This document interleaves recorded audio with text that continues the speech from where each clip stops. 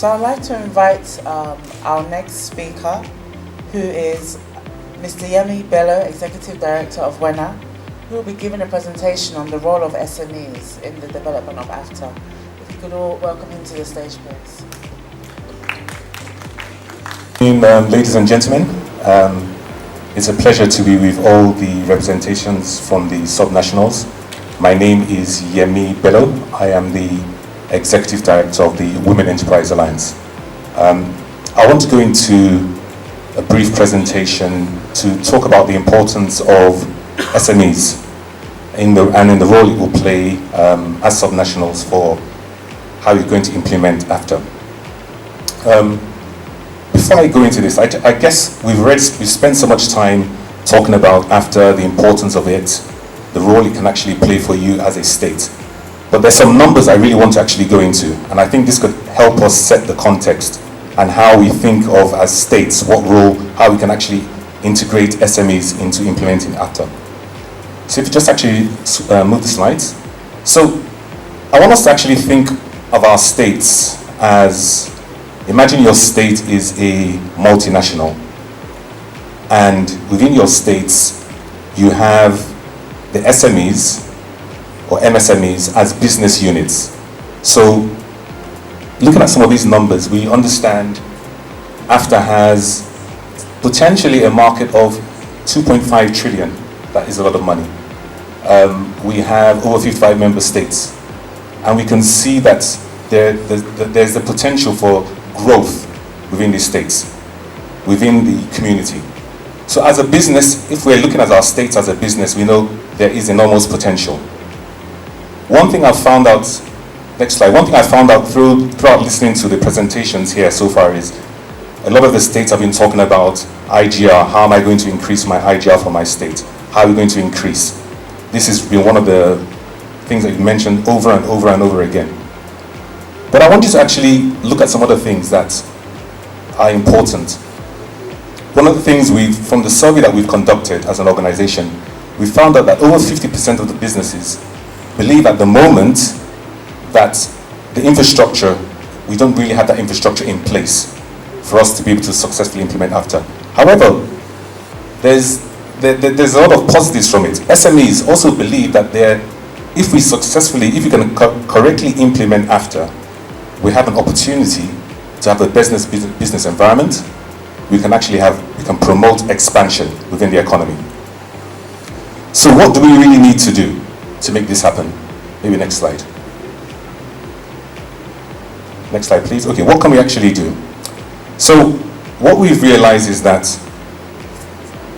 from the perspective of SMEs, they see that there are a number of challenges that they face. And I noticed when the representation from the North Central, they were touching on some of these challenges. These challenges are real, okay? Some other numbers I want us to look at. From the perspective of SMEs, we have over 41 million registered enterprises. 99% of them are micro enterprises, 0.17 of them are small, and 0.04 of them are medium enterprises. What does this really mean to us?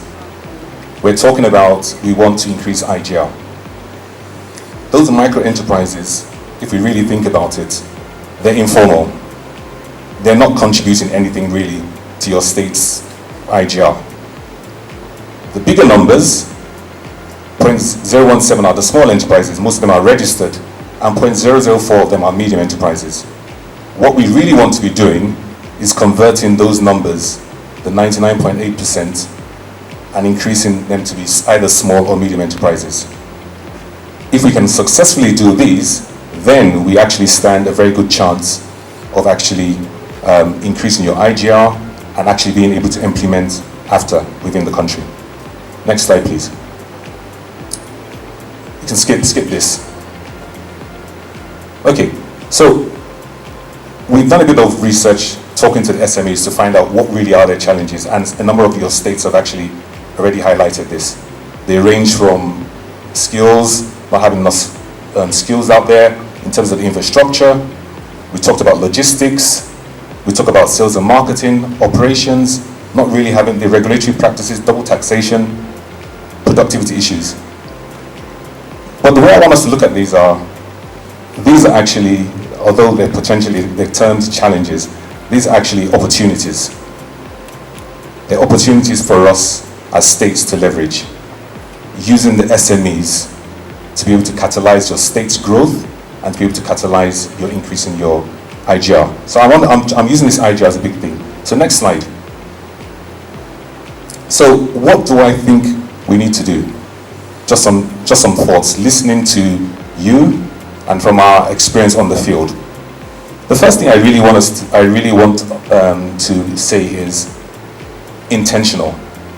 And I put this thing on the slide there because I know we go to a number of workshops, we do presentations, and we meet time and time. What does intentional mean? It means to be done on purpose, to be deliberate.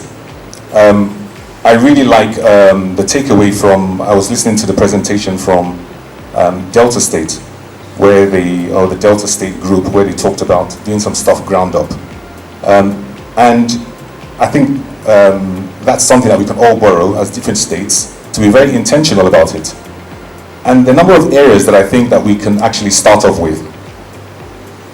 We want our SMEs to be able to contribute to your development. They actually they form over close to like 98% of the businesses in your states, our SMEs, our MSMEs. So if we can get it right from their implementation, then we know your state is going to be successful.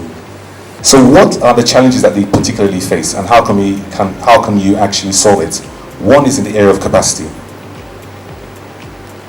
And the way I want it to be, and the way I want us to think about it, it should be data-driven or demand-driven. Some of the states are already approaching it that way too. So we recognize within your individual states what are the, in the area of what products do you actually have.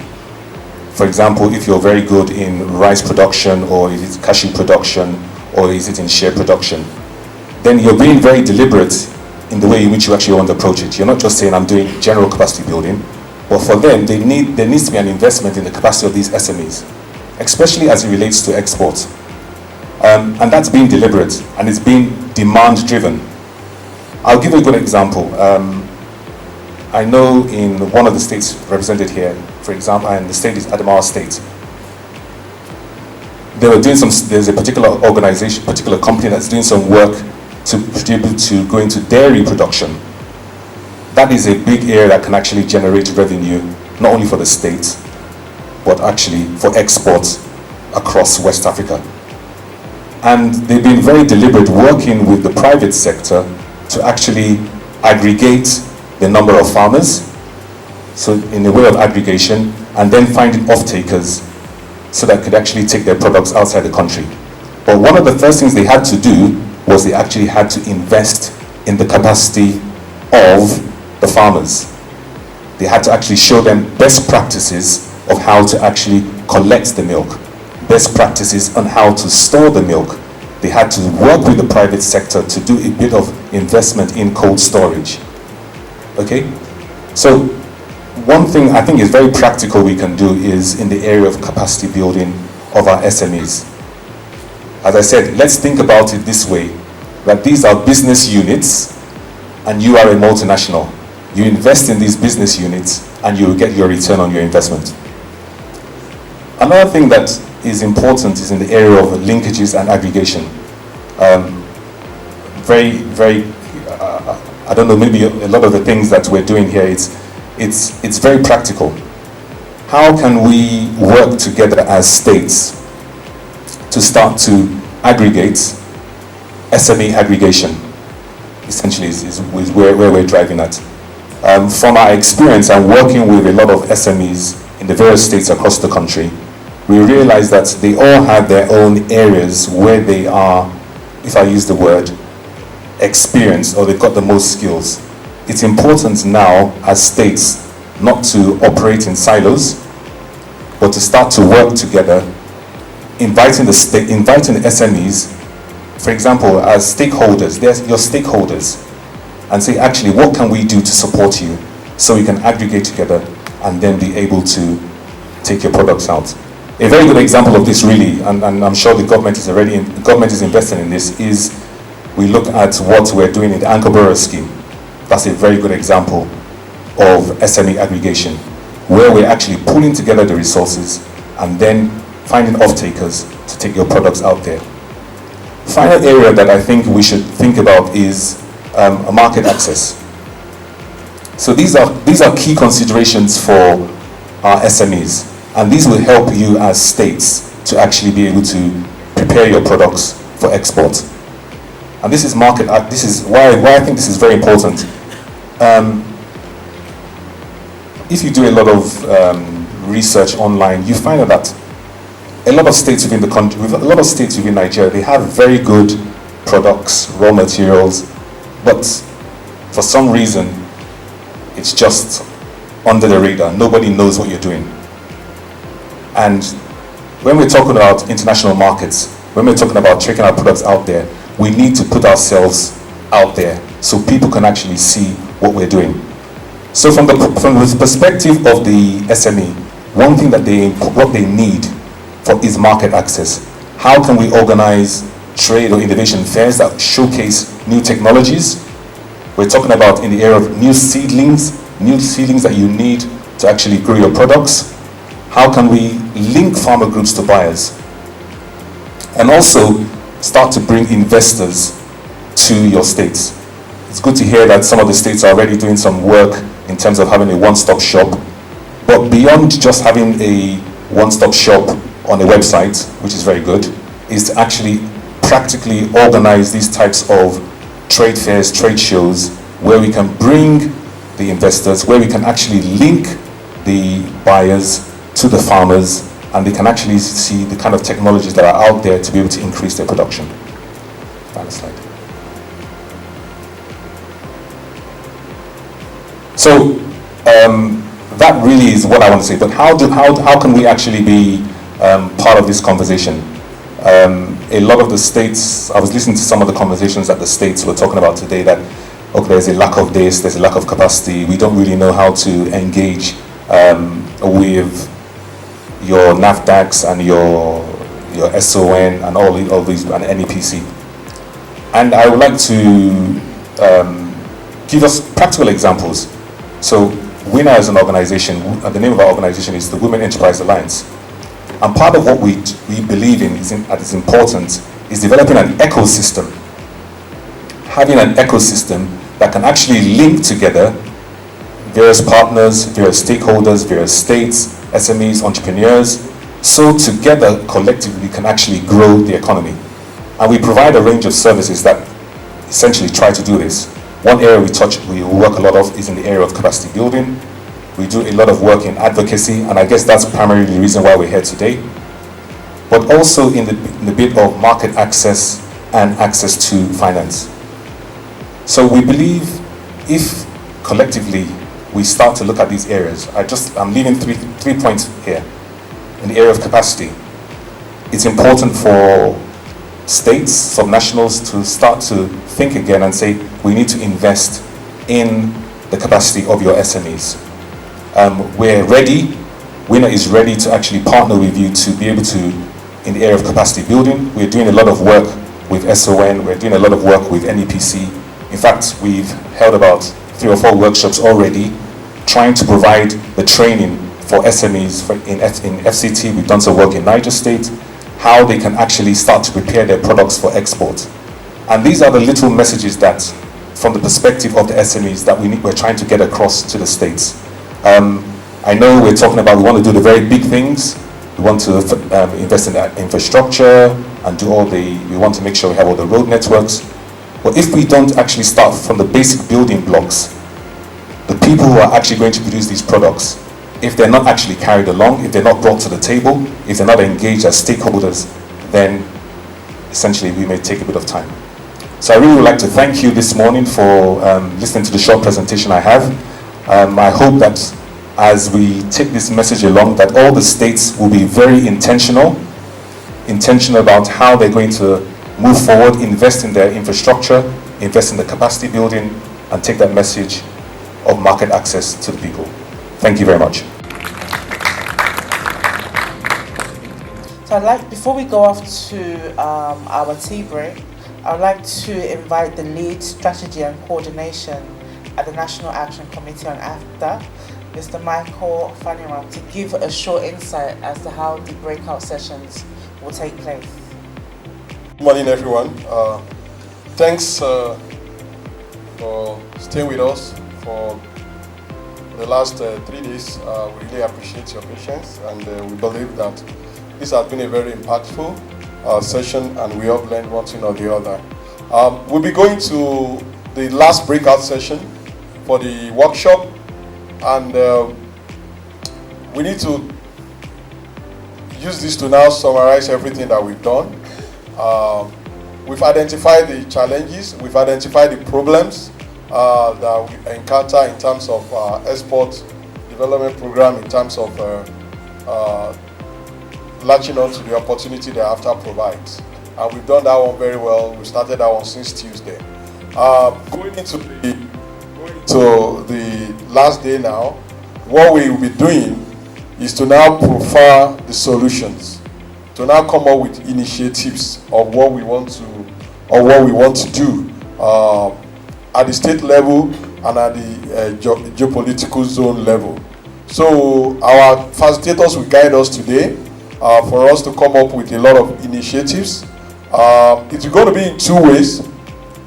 Initiative across the state, because each state is unique. So you come up with the initiative that we are going to run across the state, and we consolidate that one to the zone. However, once you do the initiatives in terms of what we are going to do starting from tomorrow across the states to take on the advantage of AfCFTA, we need to prioritize it. We know there could be a lot of initiatives, but again, we need to prioritize it, and you'll be given a sheet like this prioritization matrix. You'll be given 2, so we will fill the 2. You will take one along with 2, because when you get back home, somebody wants to see, you want to, maybe as part of your presentation, then you leave one with us for our own documentation purposes as well. So the prioritization matrix is based on the level of urgency and the importance of each of those initiatives. So it's not on the board. I think we're having some challenges, but the facilitator will explain them to you. So your initiative, we must know them, must be written then by numbers. So let's say initiative 3, in terms of importance, it might be medium, but in terms of importance, it might be medium, but in terms of urgency, it might be high. So we put it in that corner that it belongs to. So we are going to prioritize those initiatives based on their level of importance and the level of urgency. So, and every other thing that we have not captured, the facilitator will guide us to make sure that we get everything, so that when we get back to our state, we can as well continue. And our facilitator will agree with us the next steps. What are some of the gaps in what we've developed, and what are the next steps we need to start doing in the state? And from AfCFTA Secretariat, we are going to be reaching out to each state. We've actually started state sensitization. We haven't gone through around all the states. When we're coming around to all the states, and again, we need you to reach out to us. You have our numbers, you have our contacts. Whilst you are developing those your strategy, if you meet any challenges, you can reach out to us, and we direct you appropriately on some of those strategy. The objective for each state to have their own unique strategy, or what they want to do based on their competitive advantage, and based on what their strategy in each of those states are.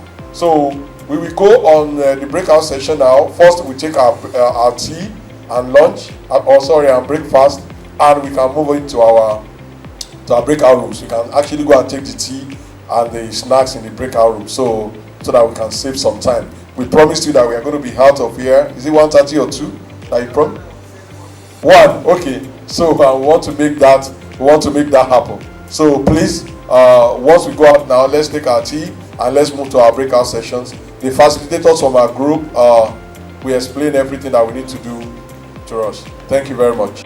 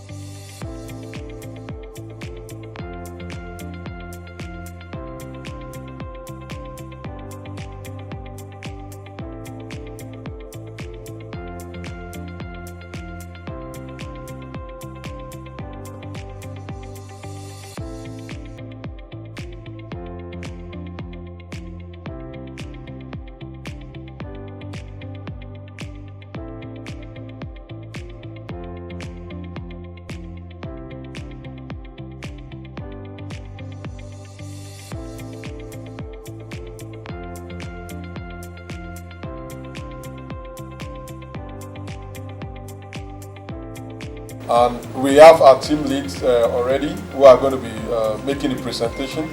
It's going to be 5 minutes or 10 minutes max for the team leaders to make their presentations. Do we have up to 10 minutes or just 5 minutes? 5 minutes. Okay. I think we can do it in 5 minutes. We will not take questions yet. At the end of the playback, we can now take questions, and we're still going to be some interactions. Thank you.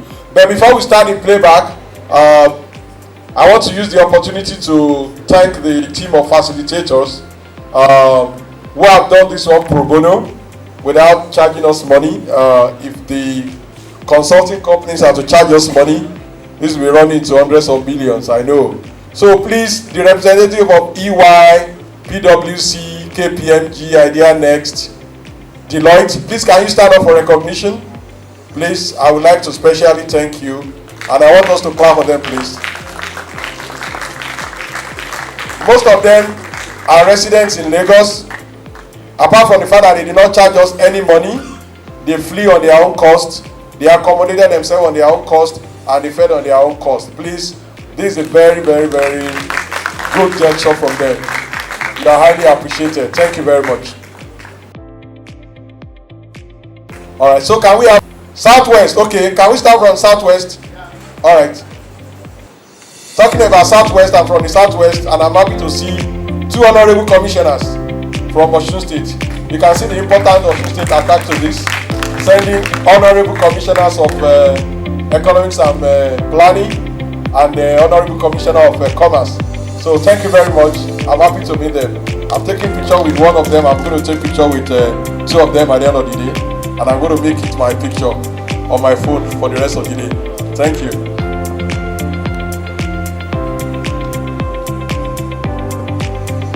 I want to say good afternoon, ladies and gentlemen. I'm making a presentation on behalf of the Southwest, a presentation on the initiatives priority matrix.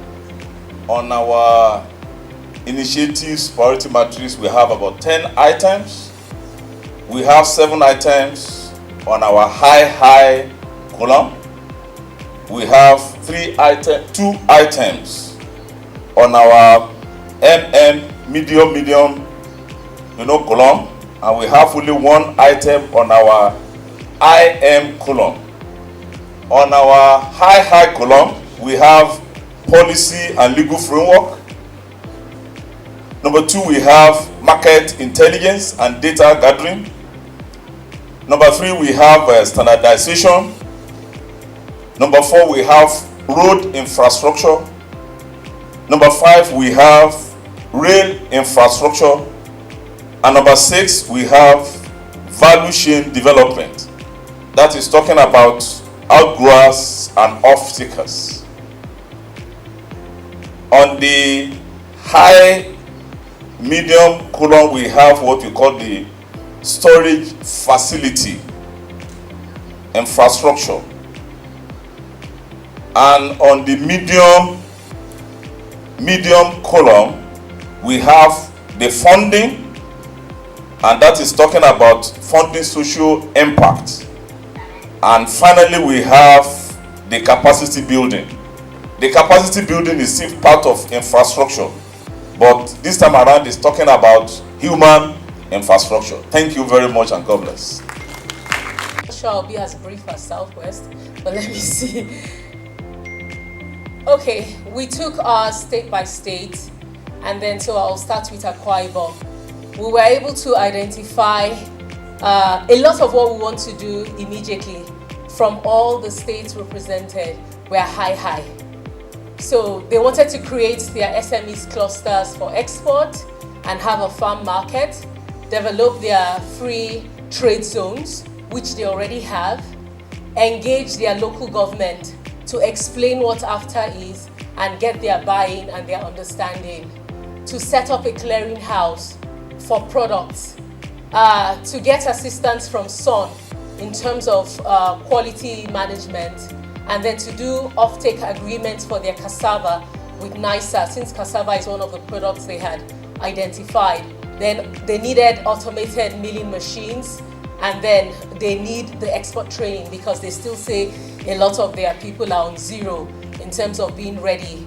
Then they are going to engage more with Nexim and BOI because there's already the 50 billion intervention fund from Nexim and they hadn't drawn down, and then see what BOI can do in terms of equipment supply for export. Then the Ibom deep sea port is something they're going to be doing their macro investments in, then register with USDA in order to get their products to that market. For Edo, they are prioritizing as high identification of exporters, creating a forum for capacity building, pushing local products to supermarkets like ShopRite to test its acceptability first locally before they move it internationally, to identify partners at all levels of the export value chain. And as priority, they wanted the Lagos or Benin road fixed because they will be using the Apapa port.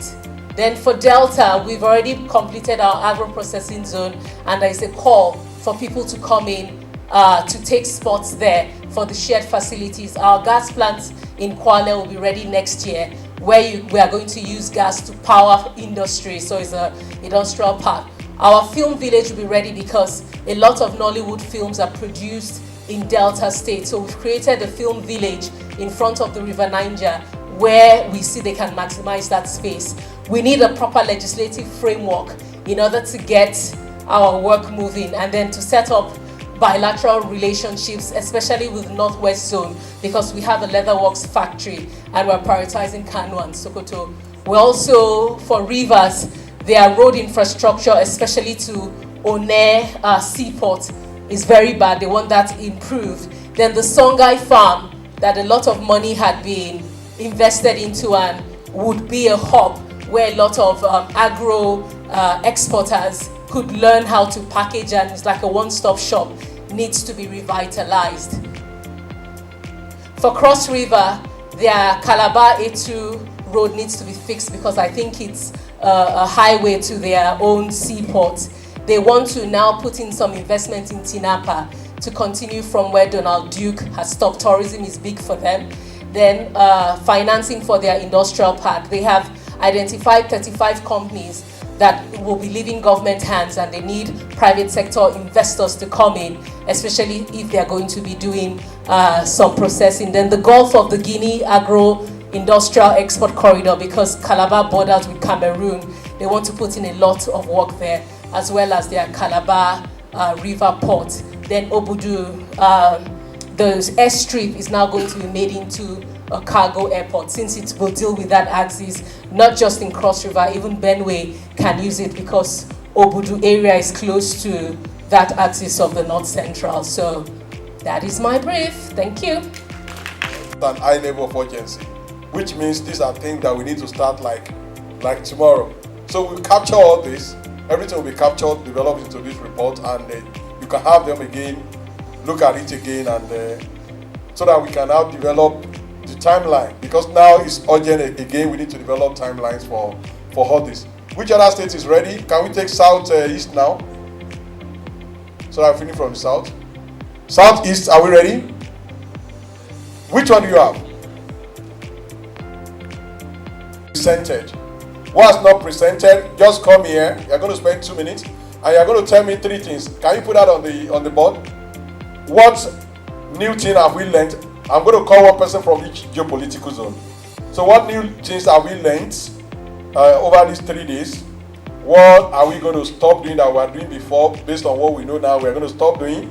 What have we not been doing before that we are going to start doing? And what shall we continue to do going forward, based on the new information, based on the interaction we've had across with our colleagues from other states? So somebody from North Central that has not presented before? Please, just 2 minutes. Can somebody just volunteer? Do you want me to start calling people? Eh? Okay. Can I call you, man? Sat is right? Oh, it just came in today. All right. Can I call you, sir? No, not for the presentation. What new things have we learned? You can use the microphone. What new things have we learned? Okay, I think they put it on the board. We can just answer that one in 2 minutes.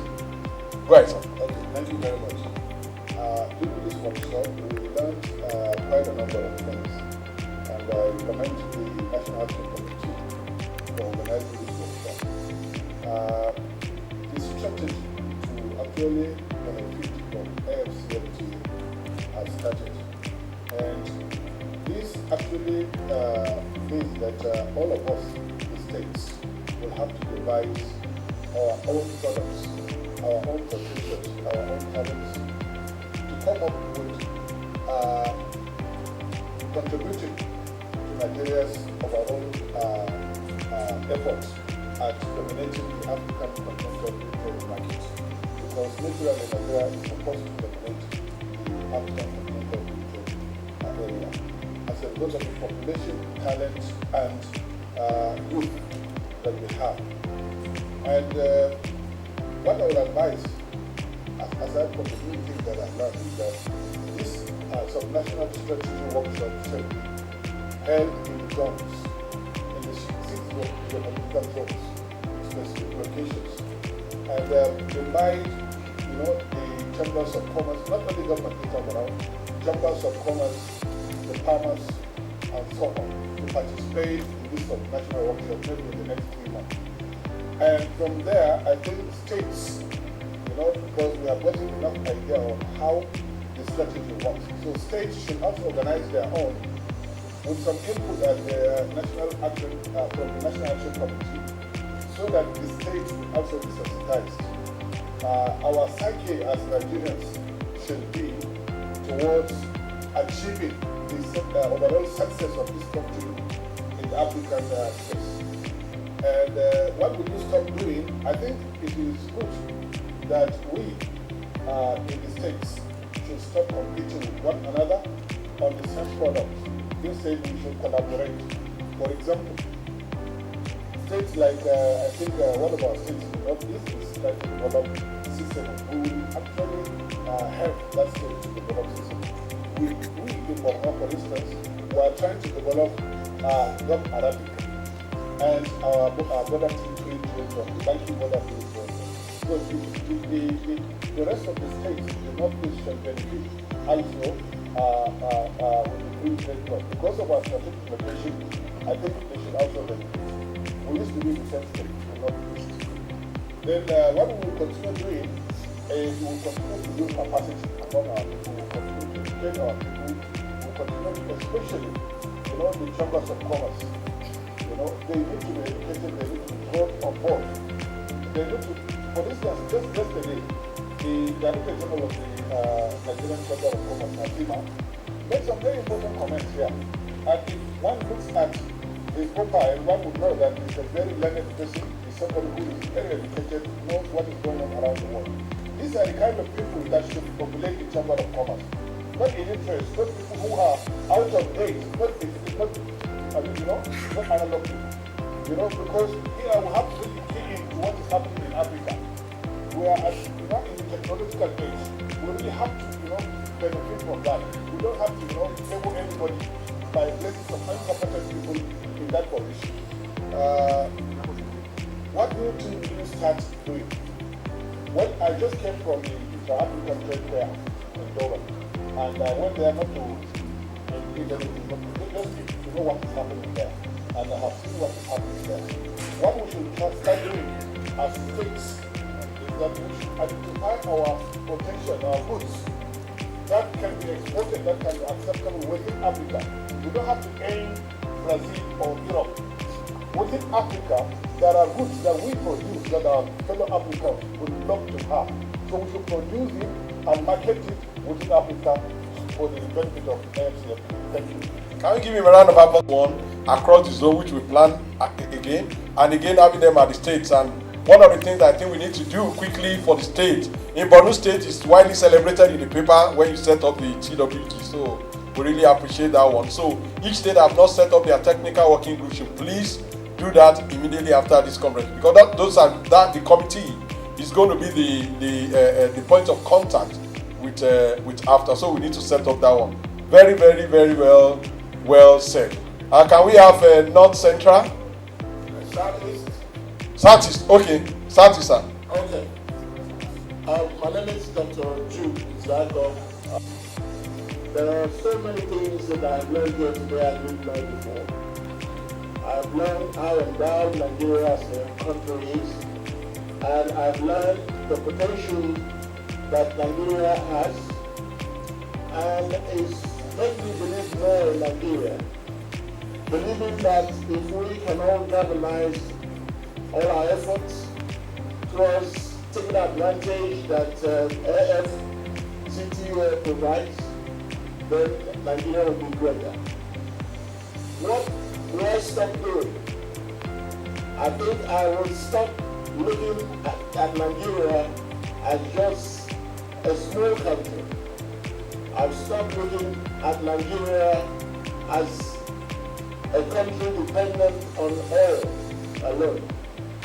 I think this workshop has exposed a lot of other areas, non-oil areas that we can develop and be very resourceful and a rich country. If we start thinking Nigeria as an oil-dependent country, then we will go far, far, far, and our Nigerian citizens will be very happy. What will I continue to do? I think I will continue to believe in Nigeria the more, because I know that some of the things we learn from this workshop, if we can put them into practice in respective states, then each state should be able to support each other. We will be able to leverage on our competitive advantages. We will be able to leverage on advantage positions and develop as we do that. So I'll continue to believe in Nigeria, believe in the potential that Nigeria can provide.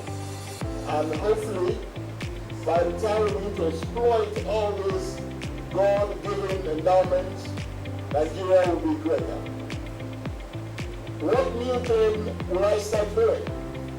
In my state, and of course in the Southeast, we will collaborate more. We will now begin to mobilize. We will begin to create enlightenment programs and build capacity among the citizens of the Southeast.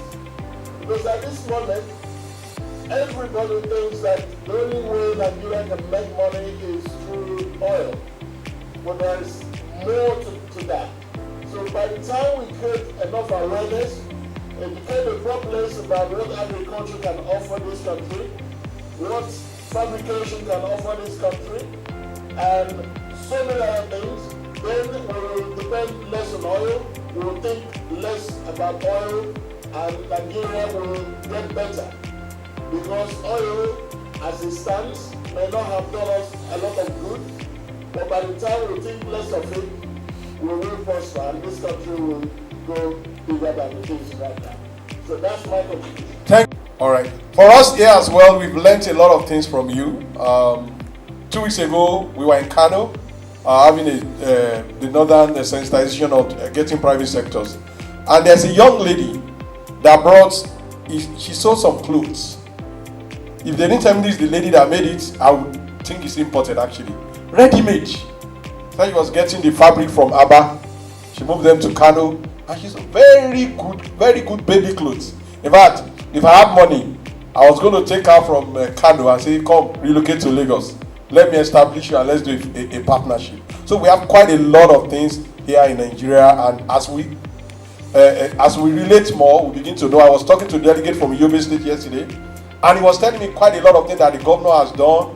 Cargo airport, a lot of things, the number of billion that is spent giving to farmers and things like that. All those things are actually things that we will do. We get to know more as we relate with each other more. Sir, what zone do you represent, sir? South. Okay, sir. Go ahead, sir. Yeah. I've learned that we are mostly depending more on foreign than in ourselves. And I just know that if we put our heads together, we can actually mobilize our resources and create more to add value, to give to the world than the world giving to us. What will I stop doing? I believe as a Nigerian, and collectively, all of us stop depending on foreign importation of goods and products. Some of those products that they bring to us are not even good. If you buy a Chinese product today, tomorrow you have to replace it. Replace light bulb every day. Why you can manufacture it here? Why do we go out to China or any of these countries to import systems when we have steel here? I believe that we can actually do our best to ensure that we produce more and then send out to the world. And the world will celebrate us for that. Can you put this slide down? I need to see you. I will continue to harness our efforts in making sure we remain creative. We do everything possible to encourage value added to our people. Government should assist to create what I should call skill acquisition centers to help people train. Not everyone can go to school, but those that are not in school can be trained in different skills to ensure that they will be able to compete in their localities. We should also, what should we start to do? What I will start to do now is to sensitize our people, encourage whoever I need to encourage to involve in manufacturing, no matter how small it is. China started small. Today is one of the world powers. We can do that. Nigeria has so much to offer, internationally and locally. Anywhere you go and see a Nigerian, it stands out. So we are a people that should be proud of ourselves, and we know that in the next future, we will get to where others are right now. This is just a starting point, and we starting at this point. In the next 5 years, I can guarantee you will get something. Thank you. Thank you, sir. Awesome. Southeast is ready. Sir, align your slides are ready. I'll come back to the other 3 zones later. So let's take the presentation from the Southeast. A round of applause for him as he comes forward. Okay, thank you again, ladies and gentlemen. Okay, in the Southeast breakout session, let me just make one thing clear first and foremost. Every item listed in any of the zones is important. That's why you have a lot of these items listed in the HH, high important, high urgency category. What we try to do is to take those items and prioritize them. So we are prioritizing the key items. When you see an item as a low, it doesn't mean that it is not important. It's just that based on the priority criteria, the high ones come in, those ones are more important and more urgent. So every item is important.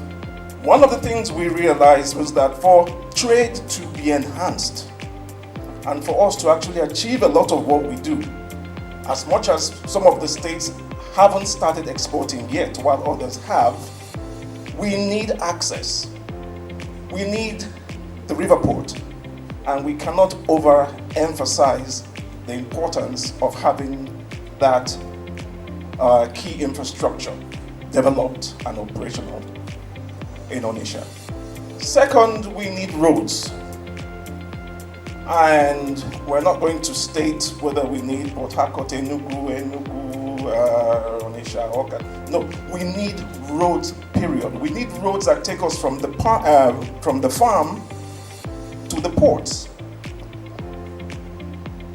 Farm to the processing center to the quality control centers to the ports, and then export.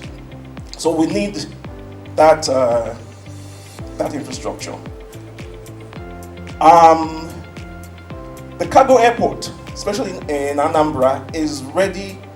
It has been commissioned by the governor, but it is not operational. It was supposed to have been operational on the 30th of October, but for political reasons, it hasn't started yet. We need to get that commenced. If we have to,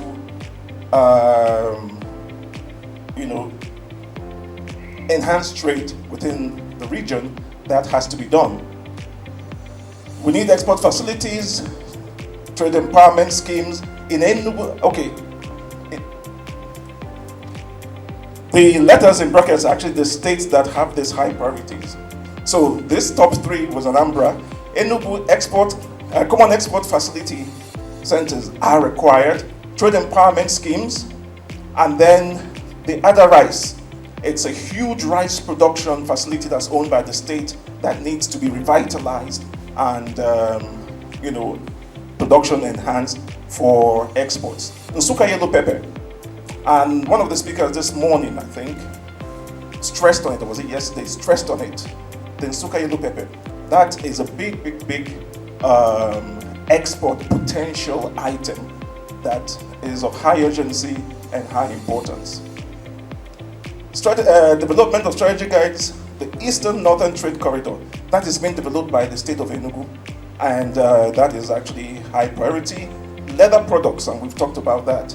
Abia State, unfortunately, is not here, but leather, garment, shoe production, these are huge items that they've already started moving to the port, and we need to encourage that and grow it in the region.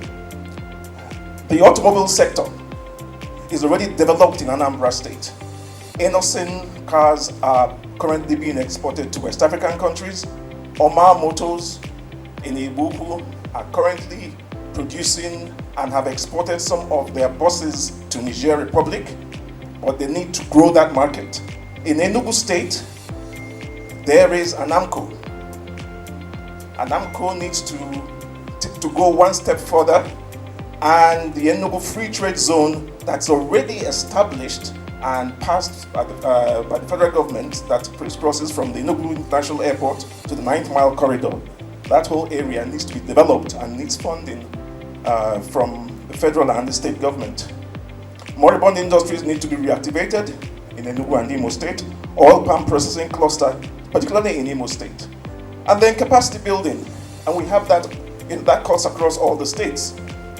In a state like Anambra, it is not as high a priority compared to the other southeastern states, and the reason is because Anambra is already exporting. There's already an export program in the state, and people have been trained, and I think I talked about that on Tuesday, that we have trained farmers, under the Global Gap program for export. So other states in the region need to also build their capacity in that area. We cannot do all of this if we don't have help from the federal government.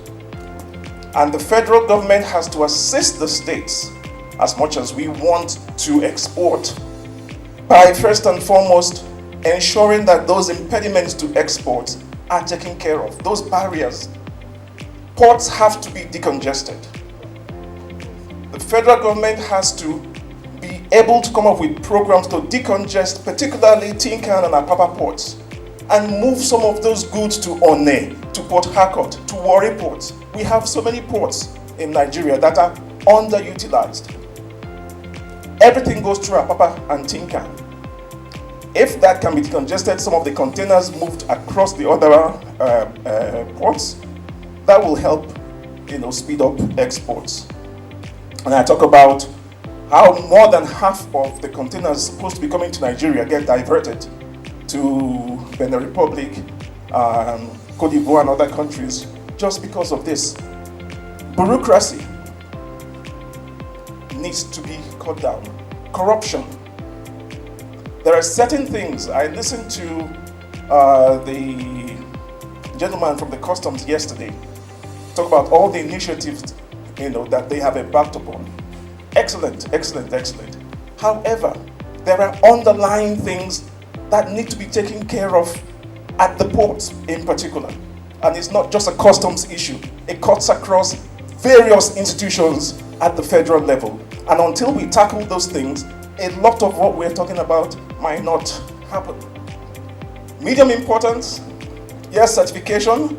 Anambra is currently doing things with on Global Gap on our agri export program. Enugu needs that. We have already applied for and gotten federal certification for a staple crops export processing zone in Omo area of Anambra State. The auto industry production zone, we have a huge parcel of land that we have ceded half of it to the federal government to NADDC for the Auto Design Center for the Southeast. And the other half, we want to build an auto industrial cluster to support the auto industry currently in the Navy. Agricultural product, yes, Ebonyi wants to actually, get on that. Ebonyi is also very, very big and is investing a lot in medical tourism. There's a university that is being built. There is the kidney center, all those things to ensure that once those ones come on stream, medical tourism will be a big foreign exchange earner for them. And then, of course, the Margaret Tumahi International Market and Cargo Shopping Center is also being completed. We need to localize the Africa Continental Free Trade Area Agreement. Right now, we've gone from the continent to the national, we're now bringing it down to the subnational. So we need to own it, we need to understand it fully. So when we leave here, those of us from the States are going to take what we have learned from here back home and then disseminate that information to ensure that there's a broader understanding of what is required. Rice processing plants we need to develop. In Ebonyi State, a pipe production plant for exports. Cassava value chain is also huge, and that costs both Ebonyi, I think Abia also does a lot of cassava, and Imo State also. In our low what we've classified as, okay, we're still on medium. Okay. Yeah, exactly. Well, I'm just seeing the slide for the first time, so I'm just rolling with it. Okay, these items here, and I know some of them have already been mentioned. I mean, industrial layouts, ease of doing business, having the political will to ensure that all these things are actualized are very, very crucial. They might not be as important as the high priority, high urgency, but we all see the list here, things that have to be developed, the free trade zones, etc. Next slide. Okay, Ebonyi has, of course, infrastructure development. Okay, next slide. For local content, particularly rice, cassava, yes. These ones are low. They are being done now. Ebonyi is known for rice, so they have invested a lot of time, effort, and resources into rice production and rice exports. But like I said before, because it is low urgency doesn't mean that it's not important. Yeah, okay. Okay, yeah, free trade zones, of course. Yeah. Any other one? Otherwise, I take a bow. Thank you. Unfortunately, we don't have so much time, but we'll get all those ones. Please, as we are coming up with our initiatives, which is what we need to start thinking about how as well. We need to develop rules, we need to develop infrastructure, but based, there are dwindling resources now. We need to think when we are developing roads, when we are building roads, how do we develop it? Is it state that is going to do that? Are we going to do that through private partnership arrangement? So while we are developing our initiative and strategy, we need to put our into it. Unless we want to design ourselves, the revenue is dwindling now, and the state can just do as much as they can. So maybe we need to be thinking about the private partnership in the infrastructure or development. Which other zone is ready? Okay, in line with the initiatives for priority metrics, there are 6 states in North Central, including the FCT. So one of the level of importance, review and update of terms and conditions of financing facilities such as collateral security. I have earlier explained that in the morning. I don't need to bore us with so much talk. Then, of course, the rollout of loans to smallholder farmers at single digits rate by the Kwara State government, by the Kwara State Social Investment Policy Program. It is of high importance and the level of urgency is equally high. to ensure collaboration among key financing stakeholders, level of importance, medium, level of urgency, high. Set up agricultural hub in rural areas for agro process to process our agro product and prepare them for export. Now, for Niger, to collaborate with donor partners to develop and roll out capacity building project, high, and then a level of urgency, medium. To establish MSMEs exporter development program, level of urgency, high, level of importance, high. To carry out research into destination market, level of urgency, high, level of importance, equally high. To utilize the available market intelligence tools, e.g. ITC tools, to encourage the establishment of SPVs with private sector for improved access to funds, e.g. export financing package. Now, there is no time, so I don't want to go into various examples. Let's move on to the next state, please. Of course, for Benue, review and update policy on funding for MSMEs, roll out incentives and reward scheme for entrepreneurs. We all understand the matrix, so I do not need to explain further. If you go down, reform financing guides at the state level, to enforce law on ranching and prohibition of open grazing, deploy security monitoring device across the state, initiate quarterly stakeholders meeting to sensitize the community on advantages of ease of doing business. Let's go to the next state, please. Nasarawa, develop capacity building program to farmers on agribusiness, develop the state database on agricultural input for stakeholders, develop and roll out curriculum at tertiary institutions, roll out enlightenment campaigns on the use of advanced technology for agriculture and mining. Can we have the next slide, please? For Plateau, to review and update policies relevant to export activities, to enact laws to strengthen the State Ministry for Commerce and Industry, to construct biolabs to improve quality of local varieties, to construct road from the farm gate to the market, build storage facilities for preservation of perishable goods. Do we have more slides? So, is that the final slide? Is that all? So I want to believe we'll understand the metric, the level of importance and level of urgency. There's no need to go into the details of that. Thank you very much. This across the states actually, in terms of what they need to do. Northeast? Is Northeast ready? No, okay. Can we have somebody from another zone? Can you put up the other slide? Somebody from another zone to answer the three. Okay, sir. Put on the microphone and all right, sir. And the best way to go about this is very, very important. Few questions right there is to apply the policy, or rather the what do I call it? SWOT analysis management strategy. All right, that's all. Let's talk about policy. As we are all aware, SWOT analysis is strengths, weaknesses, opportunities, and threats. If you apply these things in everything you do, take care of all these questions. Your strengths with respect to this aspect are your comparative advantages, which you need to improve on what you have, what you do. So your weaknesses are your challenges. You know them. Do as much as you can to turn them into your testimony. Then opportunities are your investment opportunities in your state, which you need to take advantage of. And the threats are exactly what you need to avoid. Whatever you think is bring minus to your production, your whatever, don't try to avoid it. That's what answers all this. And the person is like the last question. In my state, what new thing will you start doing? Is to start collaborating between our region.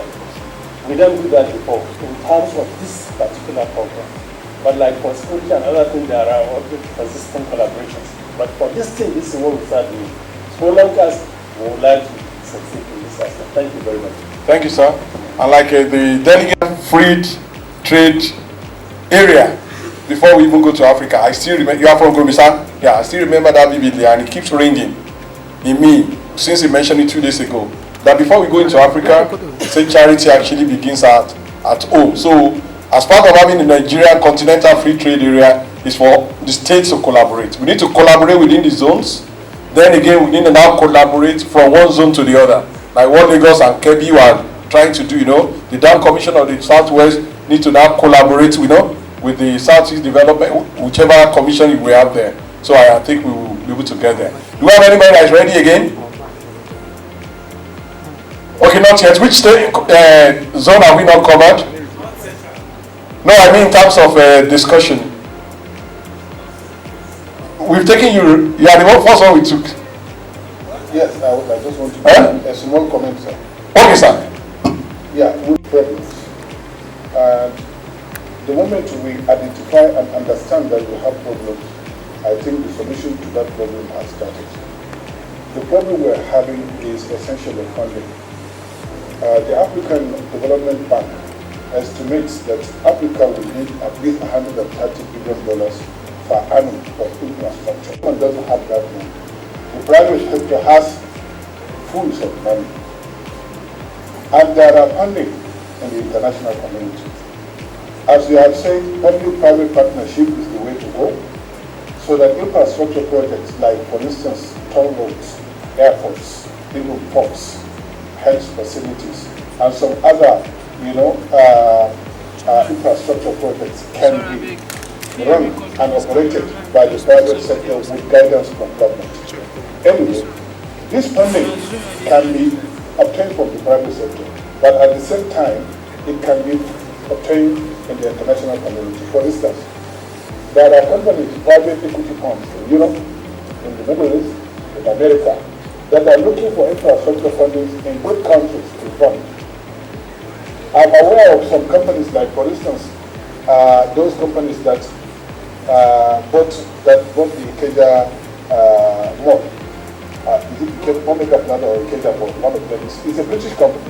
There are so many companies like that are willing to come and invest in Nigerian infrastructure, because if companies invest in Nigerian infrastructure, they will never lose, they will gain, but it is a long-term investment.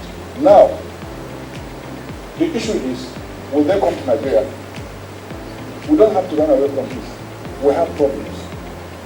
The problems we have is that our rating is very, very low internationally. Nigeria has a B- rating internationally, Standard & Poor's, and so all these rating agencies are not rating Nigeria positively, and that they are guided by these ratings. We really have to put our house in order within Nigeria in terms of security, in terms of friendliness, corruption, and so on. We really have to put our house in order so that we can have a positive rating for international funding agencies to collaborate with infrastructure, finance. Thank you very much. Thank you very much, sir. We know it's composed of Kaduna, Kano, Katsina, Kebbi, Sokoto, Zamfara, and Jigawa states. While looking at the initiatives on the priority matrix, we felt certain things are quite key for us to achieve any meaningful progress on this front. We felt standardization is very important.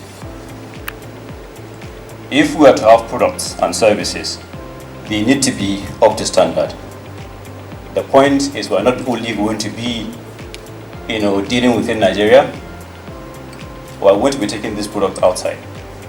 So they need to meet at least, the minimum standards.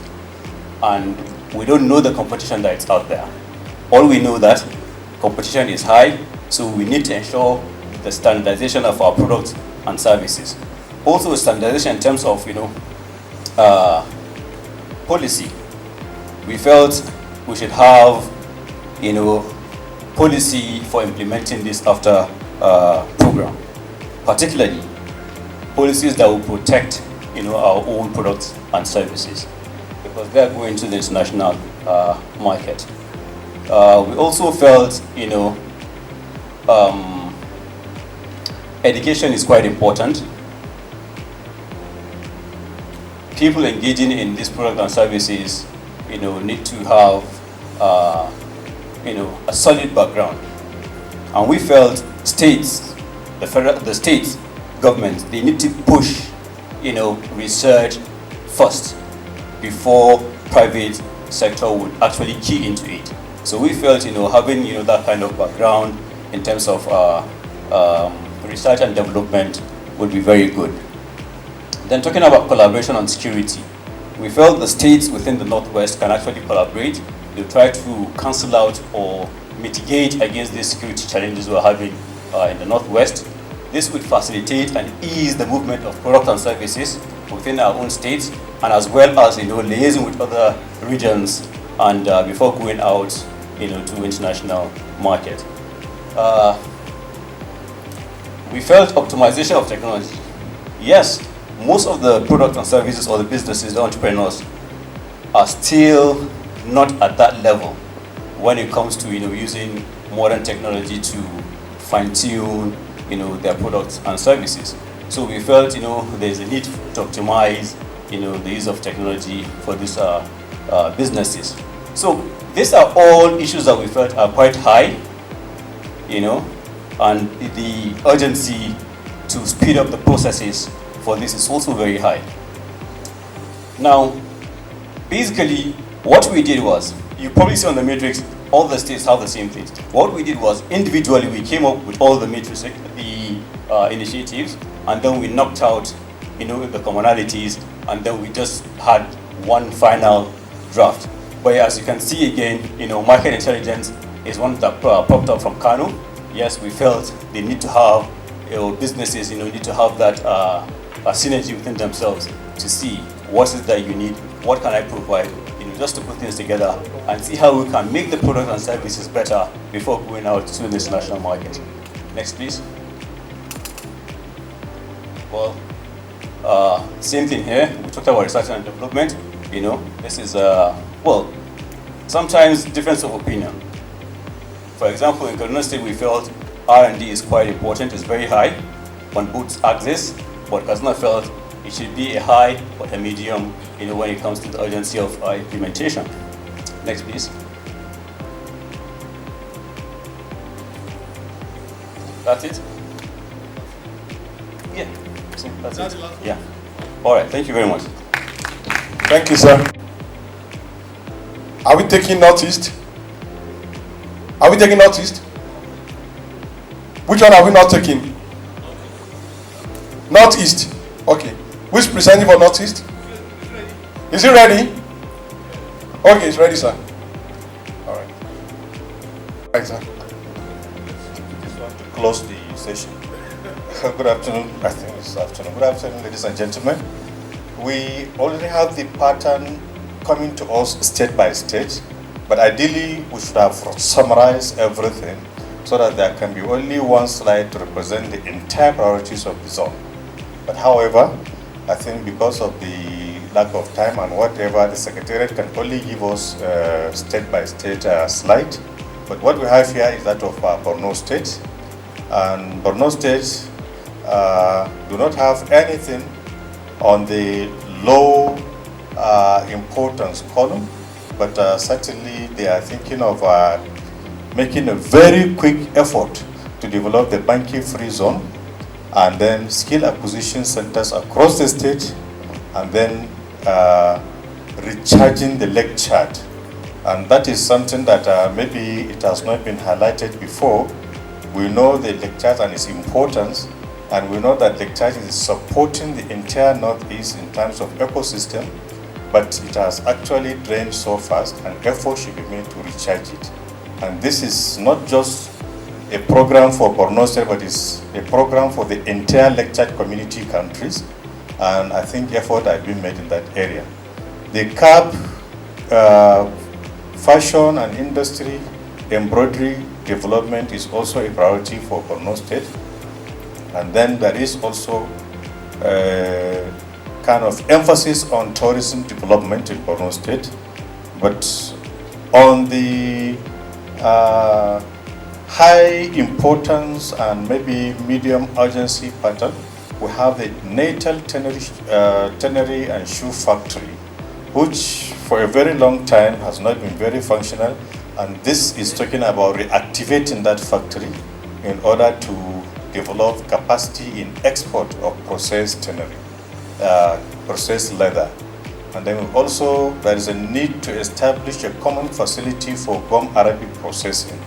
And that is, instead of exporting the gum arabic as a raw material, Borno want to add value on the gum arabic.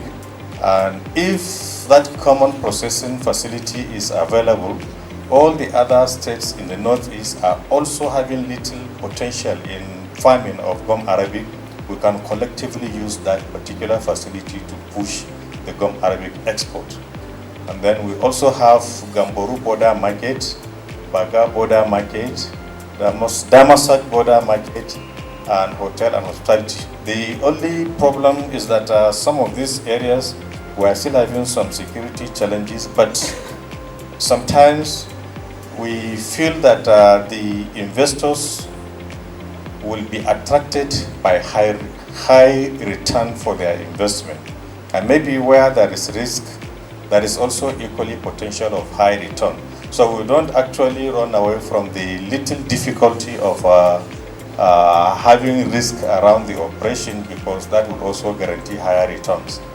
Then this is for Borno, and we can now go to the next slide, please. Oh, that's the only one you have on the notice. Bauchi, welcome. Bauchi State have on their top priority list tourism development, which has to do with development of Museum Yankari Game Reserve. We have already mentioned that in the morning. And then there is also agricultural value chain, which they want to kickstart by training of over 2,000 youths in capacity building, and maybe equipping them with agri-processing knowledge in order to be self-dependent and to contribute to the economy of the state. And then they also have an initiative for trade fair, upgrade of trade fair complex in the state, as well as collaboration with NECD to support all the projects that the state government is profiling. The Northeast Development Commission actually, their importance is going to be highlighted very well by the representative of the Northeast in this particular workshop, because there are a lot of things that we would like the Northeast Development Commission to support, especially for the quick implementation of the AfCFTA. And then there is also the inland container depot that is approved for Bauchi State, which has not fully taken off, but the state government is now making effort to actually address it. Bauchi decided to place Bauchi Meat Processing Factory and Bauchi Fertilizer Company on low importance and medium urgency. However, I think if we reorganize the presentation, we are going to place them elsewhere, because these two are actually not least important, because there is a very high market for meat products within the country as well as for export. And then there is also a very high demand for fertilizer, especially with the new presidential initiative of fertilizer to support agriculture.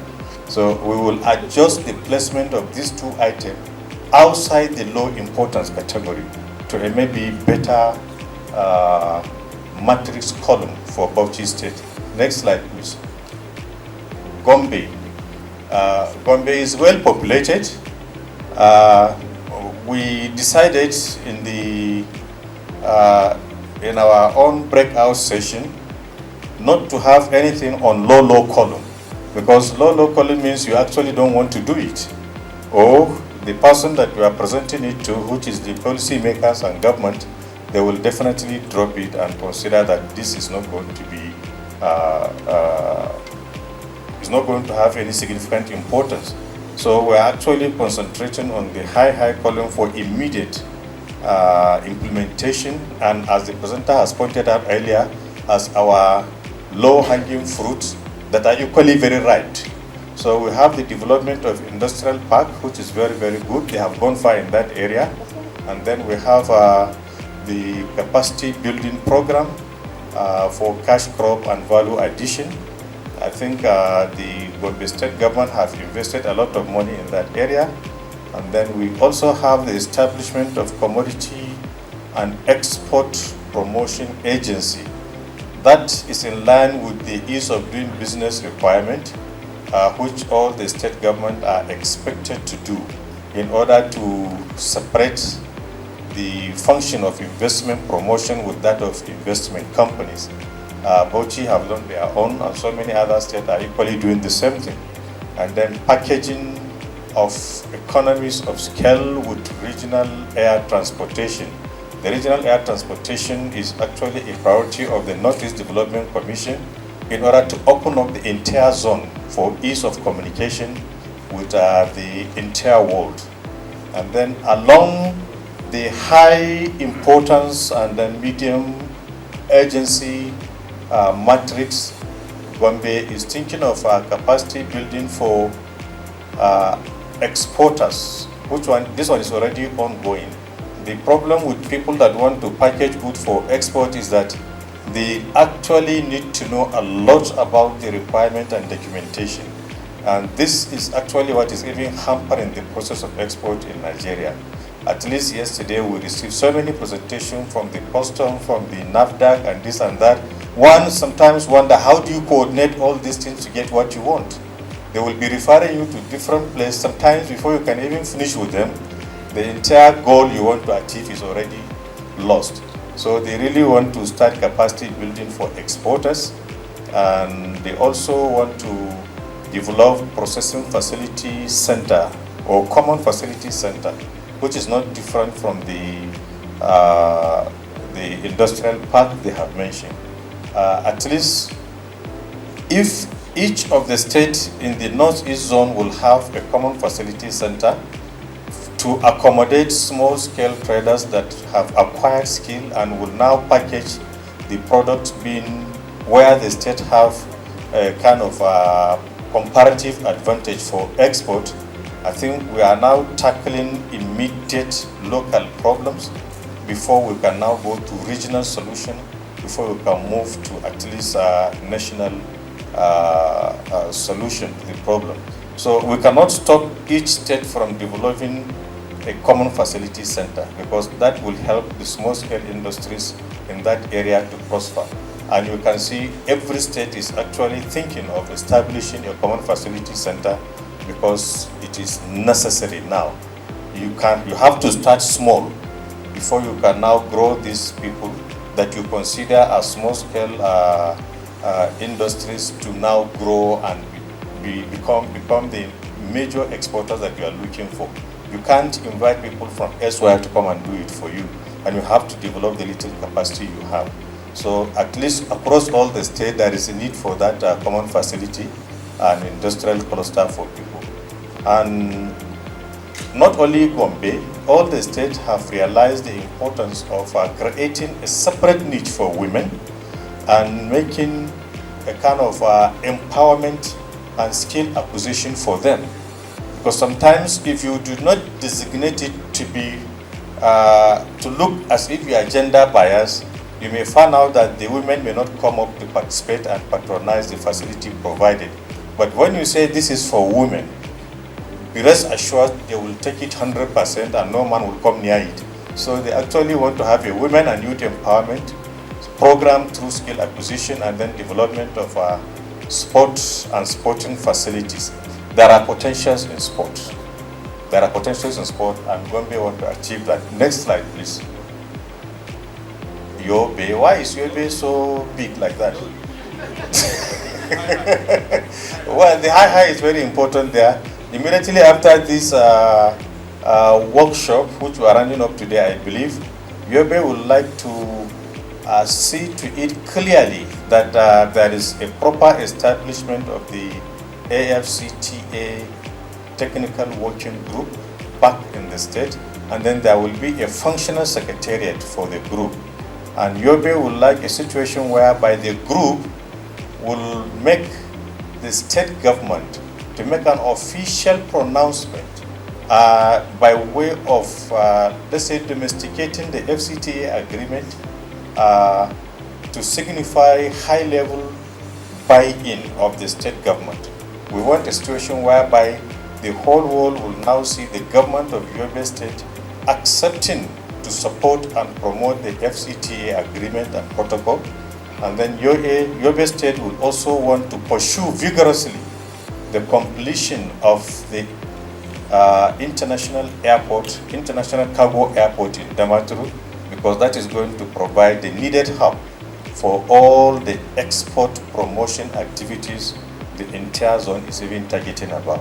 So this, I think, is very important. The rest may not be very important. Thank you very much. Thank you, sir. There are quite a lot of things that the state have covered with just in the space of these 3 days.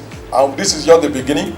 The objective of this is actually to jumpstart the development of that strategy. And I believe that strategy, as we go back, we'll go and develop that strategy. The next on the item is to have a closing remarks by the secretary. But before then, please, madam, the delegate from the Federal Ministry of Finance has something to say. If you can say that one quickly. Go ahead. Of Federal Ministry of Finance about what we have learned throughout these 3 days. The first is the huge thirst and hunger for development and ease of doing business nationwide. Then what I'll stop to do, I'll stop the spirit and syndrome of we cannot make it in Nigeria.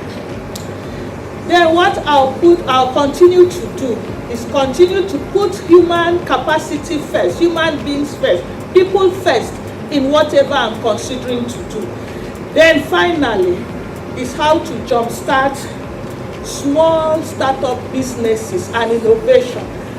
I'm not bragging or boasting, but I can state here equivocally that I first created the Division of Innovation in the Department of Reform, Coordination and Service Improvement a year before the Head of Service created.